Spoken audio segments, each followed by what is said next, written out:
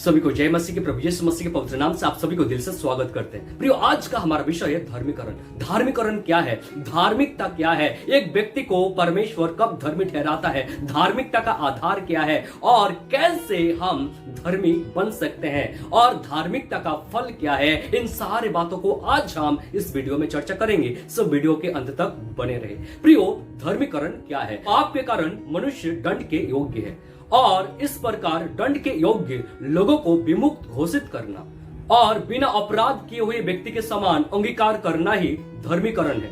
प्रभु यीशु मसीह संपूर्ण मानव जाति के पापों के लिए कलवरी क्रूस पर बलिदान हुआ। इस कारण एक पापी जो मसीह पर विश्वास करते हैं, परमेश्वर उन्हें धर्मी ठहराते हैं और धर्मी गिनता है। प्रियो, एक विद्वान क्या खूब लिखा है धर्मीकरण केवल विश्वास के द्वारा ही है, परंतु उस विश्वास के द्वारा नहीं जो अकेले है। ऐसा विश्वास जो धार्मिकता की उपज ना लाए वह सच्चा विश्वास नहीं है।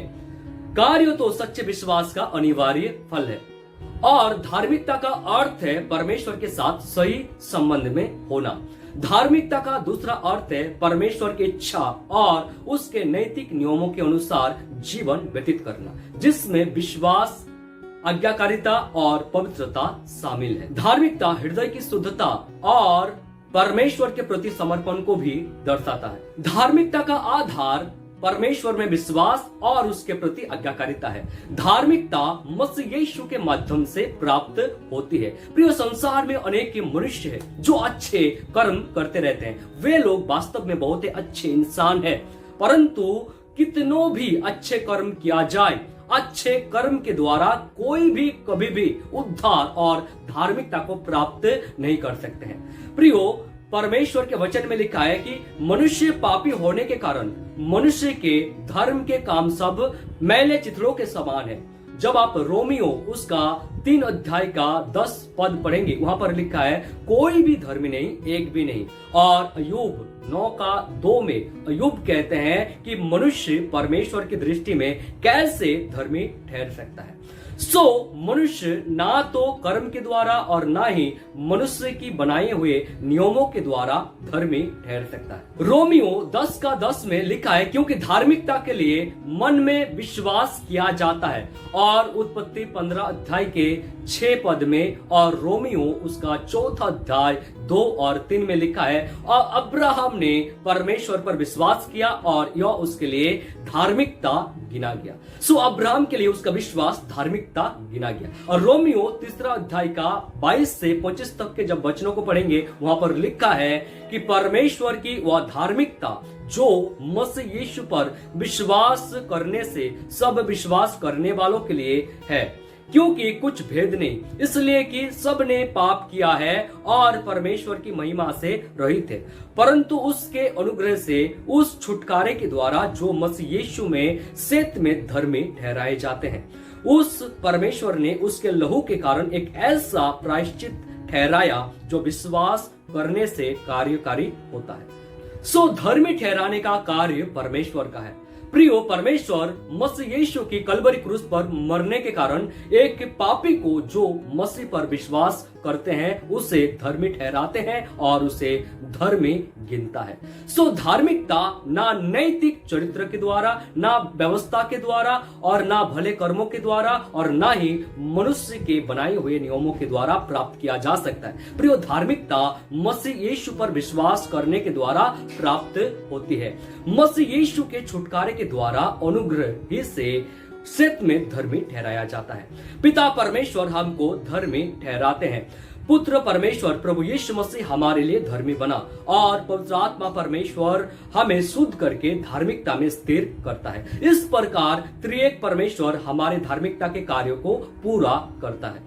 अब हम देखेंगे कि धार्मिकता के कारण एक व्यक्ति के जीवन में क्या प्रभाव पड़ता है। प्रियो, धार्मिकता के कारण पाप के दंड से छुटकारा प्राप्त हो जाता है। यस, परमेश्वर जब एक व्यक्ति को धार्मिक घोषित करता है तब उसके जीवन से जो दंड, पाप का जो दंड उसके ऊपर में रहता है, उससे उसे छुटकारा देता है, दंड से मुक्ति मिल जाता है। दूसरा, परमेश्वर के साथ मेल मिलाप हो जाता है। अधार्मिक व्यक्ति कभी भी धर्मी परमेश्वर के साथ मेल मिलाप नहीं रख सकता। धार्मिक होने के कारण मेल मिलाप परमेश्वर के साथ हो जाता है। परमेश्वर के साथ वह व्यक्ति जुड़ जाता है, परमेश्वर की इच्छा के अनुसार वह व्यक्ति जीवन जीने लगता है और परमेश्वर की इच्छा को पूरा करने के लिए वह व्यक्ति हमेशा चौकन्ना रहता है। उसके बाद तीसरा बात है अनंत जीवन। यस, धार्मिक व्यक्ति को परमेश्वर अनंत जीवन का उपहार देते हैं। पाप में जब एक व्यक्ति रहते हैं तब वह मृत्यु के अधीन रहता है, परंतु जैसे ही पाप से उसे विमुक्त घोषित करता है, जब उसे पाप से छुटकारा परमेश्वर दे देता है, तब वह व्यक्ति अनंत जीवन में प्रवेश करता है। उसके बाद परमेश्वर के अनुग्रह में प्रवेश करना। धार्मिक व्यक्ति के जीवन में सर्वदा परमेश्वर का अनुग्रह बने रहता है। परमेश्वर अपने छुटकारे के गीतों से घेर के रखता है, परमेश्वर अपने अनुग्रह से घेर के रखता है धार्मिक व्यक्ति को। उसके बाद मसीह में दृढ़ होना। यस प्रियो, धार्मिक व्यक्ति मसीह में दृढ़ हो जाता है, मसीह में मजबूत हो जाता है, मसीह के लिए उनके जीवन में प्रेम उमड़ने लगता है, मसीह के लिए वह व्यक्ति हमेशा तैयार रहता है। प्रियो, मसीह के आगमन का बाट वो व्यक्ति जोते रहता है, सो मसीह में दृढ़ बन जाता है। उसके बाद ईश्वरीय आनंद। यस प्रियो, धार्मिक व्यक्ति के जीवन में स्वर्गीय आनंद का भरपूरी होता है। वह व्यक्ति जहां भी रहे, चाहे कितनों भी दुख के परिस्थिति में क्यों ना रहे, वह व्यक्ति स्वर्गीय आनंद से भरपूर रहता है। सो धार्मिक व्यक्ति सर्वदा परमेश्वर के आनंद से आनंदित रहता है। यहोवा का आनंद उसका दृढ़ गढ़ बन जाता है। उसके बाद परमेश्वर के आशीष प्राप्त करना। यस प्रियो, धार्मिक व्यक्ति के जीवन में सर्वदा परमेश्वर का उत्तम से उत्तम आशीष आते रहता है। धार्मिक व्यक्ति परमेश्वर के आशीष से भरपूर रहता है। परमेश्वर धार्मिक व्यक्ति को बहुतायत से आशीष करते रहते हैं। उसके बाद प्रियो, परमेश्वर का संतान बन जाता है। यस प्रियो, हमारा परमेश्वर धार्मिक परमेश्वर है, धर्मी परमेश्वर है और सिद्ध धार्मिकता केवल परमेश्वर में ही पाया जाता है। इस कारण धार्मिक व्यक्ति परमेश्वर का संतान बन जाता है। और प्रियो, धार्मिक व्यक्ति के जीवन में पवित्र आत्मा का उपस्थिति सर्वदा रहता है। यस, पवित्र आत्मा के शक्ति से भरपूर रहता है धार्मिक व्यक्ति। धार्मिक व्यक्ति जवान सिंहों के समान निडर रहता है। और भी बहुत सारा गुण है धार्मिक व्यक्ति का। सो ये सारी बातें धार्मिक व्यक्ति के जीवन में आप देख सकते हैं। धार्मिक ठहराने का कार्य परमेश्वर का।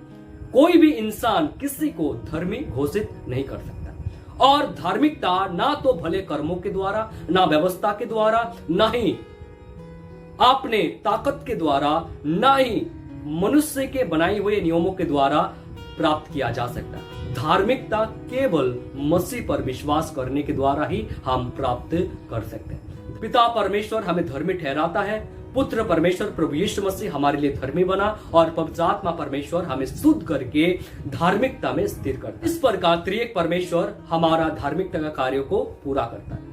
सो मैं आशा करता हूं कि आप समझ गए होंगे कि धर्मीकरण क्या है, धार्मिकता क्या है और धार्मिकता के प्रियो कारण एक व्यक्ति के जीवन में क्या प्रभाव पड़ता है, क्या आशीष आता है, ये सब कुछ आप समझ गए होंगे। प्रभु हम सबों को आशीष करे।